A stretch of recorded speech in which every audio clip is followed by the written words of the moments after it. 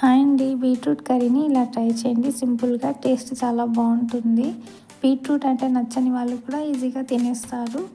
బీట్రూట్ని చిన్న చిన్న ముక్కలుగా కట్ చేసి పక్కన ఉంచుకోవాలి. ఒక ఆనియన్, పచ్చిమిర్చి, వెల్లుల్లిని కట్ చేసుకోవాలి. ఒక ప్యాన్లోకి ఆయిల్ వేసుకొని ఆయిల్ బాగా హీట్ ఎక్కిన తర్వాత వెల్లుల్లి వేసుకొని కొంచెం గోల్డెన్ కలర్ వచ్చిన తర్వాత ఆనియన్, పచ్చిమిర్చి వేసుకొని ఫ్రై చేసుకోవాలి. ఇవి ఆయిల్లో బాగా ఫ్రై అయిన తర్వాత మనం కట్ చేసి పెట్టుకున్న బీట్రూట్ ముక్కల్ని కూడా యాడ్ చేసుకోవాలి. ఇవి బాగా మిక్స్ చేసుకొని కాసేపు మగ్గనివ్వాలి. ఒక 10 మినిట్స్ అట్లా మగ్గనిచ్చిన తర్వాత ఇందులోకి పసుపు, గరం మసాలా పౌడర్, రుచికి తగినంత ఉప్పు వేసుకొని ఫ్రై చేసుకోవాలి. ఇవి కాస్త మగ్గిన తర్వాత పచ్చిమిర్చి పేస్ట్ని యాడ్ చేసుకొని ఇంకాసేపు మగ్గనివ్వాలి.